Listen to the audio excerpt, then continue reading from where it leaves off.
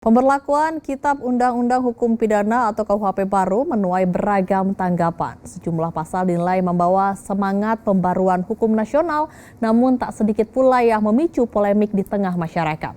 Sejauh mana kesiapan Indonesia menerapkan KUHP baru ini dan apa tantangan yang berpotensi muncul dalam praktik penegakan hukum? Kami akan mengulasnya lebih dalam bersama pakar hukum pidana Profesor Jamin Ginting. Terima kasih Prof. Jamin untuk waktunya di Jawpos TV. Ya, selamat malam para pemirsa. Ya, malam Prof. Menurut Prof. Jamin, sejauh mana kesiapan aparat penegak hukum dalam menerapkan KUHP baru, khususnya menghadapi pasal-pasal yang berpotensi multitafsir?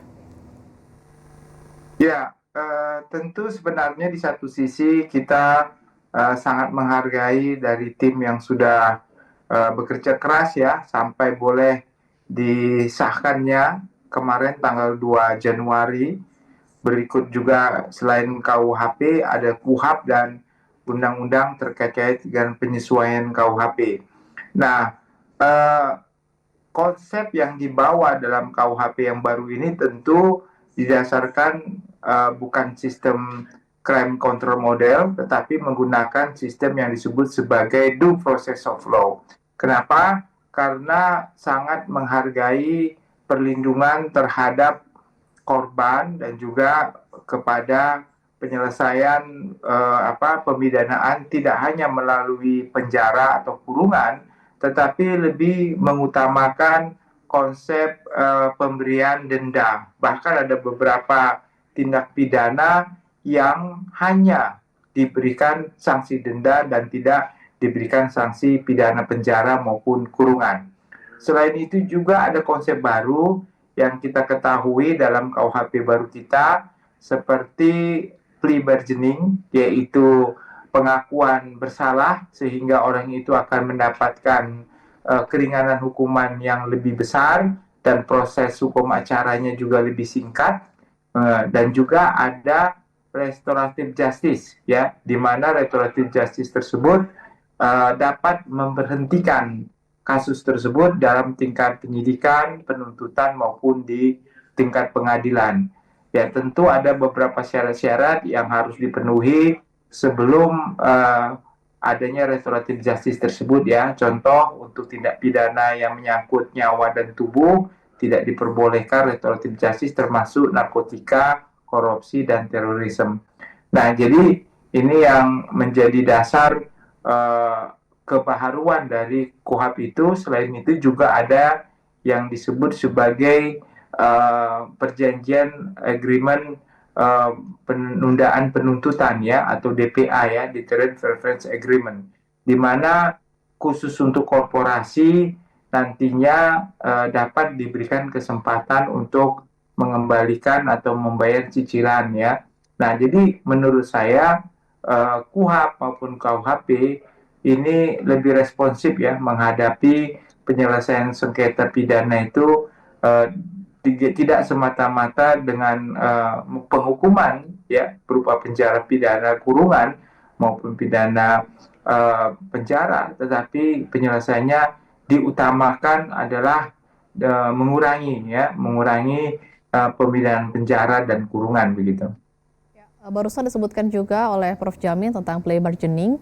Kemudian kemarin sempat dibahas oleh Prof. Mahfud bahwa ini ada potensi untuk adanya jual beli kasus begitu dengan adanya plea bargaining ini. Menurut Prof. Jamin seperti apa? Apakah memungkinkan kejadian seperti itu terjadi dengan KUHP atau KUHP yang baru? Ya, konsep dasar plea bargaining itu sebenarnya itu harus diputuskan dalam pengadilan, ya, tapi dapat dimohonkan sejak proses penyidikan, ya. Jadi waktu ada pelaku tindak pidana dalam proses penyidikan, dia mengakui bahwa dia adalah pelaku tindak pidana tersebut, dan dengan demikian dia memohon supaya ada pengurangan hukuman, ya. Nah, jadi prosesnya tidak melalui pembuktian lagi secara rumit, tapi dengan acara singkat, maka akan mengurangi hukuman. Nah, itu tentu ada peran dua pihak lembaga, satu bahkan ada 3 ya. Kalau dari tingkat penyidikan ada penyidik, ada jaksa dan hakim. Bisa saja plea bargaining tersebut ditolak begitu ya oleh pengadilan. Kenapa ditolak? Karena bisa saja orang mengaku-ngaku sebagai pelaku untuk melindungi pelaku yang sebenarnya. Ya, nah ini juga akan berbahaya ya. Kalau terkait dengan jual beli, berapa hukuman yang akan dikurangi dan berapa jaksa yang akan menuntut, saya kira itu kewenangan dari pengadilan. Nanti pengadilan akan memberikan hukuman sesuai dengan skala yang ada. Tapi memang menurut saya alangkah lebih baiknya kalau ada standarisasi pengaturan terkait dengan berapa besar pengurangan hukuman kalau dia mengakui perbuatannya, bukan hanya mengakui perbuatannya, tapi juga dia memberikan pemulihan kepada korban. Maksudnya pemulihan kepada korban itu contoh, kalau korbannya ada kerugian, dia harus membayar kerugiannya. Kalau korbannya ada biaya untuk pengobatan dan recovery terkait dengan penyakit ataupun akibat dari perbuatan pidana, nah dia harus juga membayar biaya pengobatan dan recovery tersebut. Nah inilah yang harus diperhatikan, harus ada diatur lebih lanjut saya kira dengan peraturan pemerintah agar ada standarisasi dan guidance ya bagi hakim untuk bisa menghubungkan antara besarnya apa yang sudah diberikan oleh pelaku kepada korban dengan pengurangan hukuman. Jadi tidak semata-mata subjektivitas daripada hakim ataupun jaksa ya. Nah itu kemungkinannya benar bisa juga dijadikan dasar untuk jual beli hukuman berapa besar. Jadi memang untuk menghindari itu harus ada standarisasi terkait dengan berapa besar plea bargaining bisa mengurangi hukuman dengan skala-skala pembayaran kepada korban dan bukan hanya semata-mata pengakuan bersalah begitu Mbak. Ya, sejumlah pasal dinilai karet dan multitafsir begitu Prof. Bagaimana memastikan penerapannya ini tidak melanggar HAM dan kebebasan masyarakat? Ya, ada sangat keresahan masyarakat terkait dengan pasal penghinaan terhadap presiden dan pasal penghinaan terhadap lembaga negara. Nah, ini tentu pasal-pasal ini sangat meresahkan ya. Kalau kita masih dalam konsep negara yang otoriter, negara yang kolonial, ya ini masih dimungkinkan ya.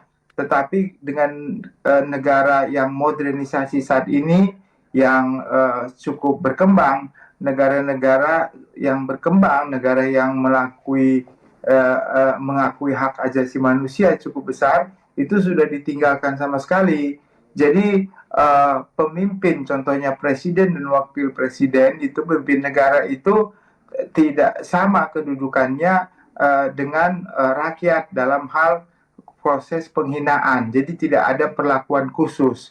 Justru di Amerika contohnya figur presiden dan wakil presiden itu memang adalah figur yang pada umumnya lebih banyak dikritik ya, dikritik oleh masyarakat begitu. Jadi memang negara demokrasi modern tidak spesialisasikan bahwa penghinaan terhadap presiden dan lembaga itu harus diatur dan dapat dipidana, bukan.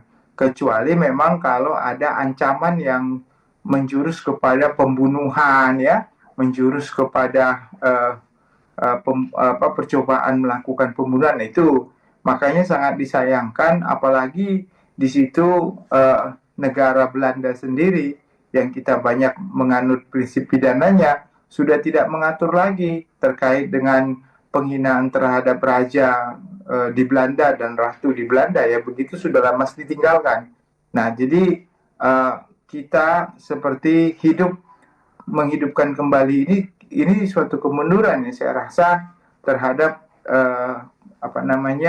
hak berdemokrasi dan mengeluarkan pendapat dan kritik kepada pemerintah. Apalagi kalau dikatakan di situ dapat dipidana terhadap penghinaan kepada lembaga. Anda bayangkan lembaga itu kan benda mati ya begitu. Yaitu dipimpin oleh contohnya menteri atau dirjen ya kan selalu berganti-ganti begitu. Nah, Anda bayangkan kalau ada orang dipidana karena dia menghina lembaga kementerian begitu ya. Jadi ini yang justru rakyat kita bertanya-tanya, walaupun deliknya delik aduan yang hanya bisa diajukan oleh kepala suatu badan ataupun kementerian atau presiden atau wakil, justru ini kemunduran terhadap demokrasi di Indonesia yang sebenarnya negara-negara maju yang sudah negara-negara yang peradabannya cukup tinggi itu sudah meninggalkan pasal-pasal itu dan tidak ada pemidanaan karena perlakuannya sama. Jadi saya nggak tahu kenapa sampai saat ini masih diterapkan itu, apakah negara kita masih merasa tidak nyaman, merasa perlu ada otoritas seperti negara absolut atau negara kerajaan.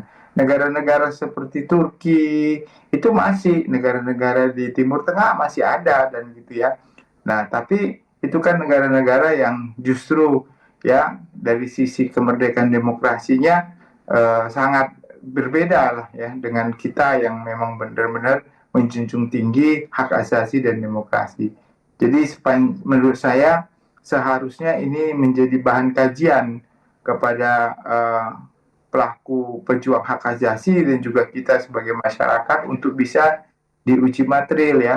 Apakah kita masih perlu nggak menerapkan pasal-pasal penghinaan kepada presiden dan pasal-pasal penghinaan kepada lembaga-lembaga pemerintah begitu Mbak. Terima kasih telah bergabung bersama Jopos TV, pakar hukum pidana Profesor Jamin Ginting.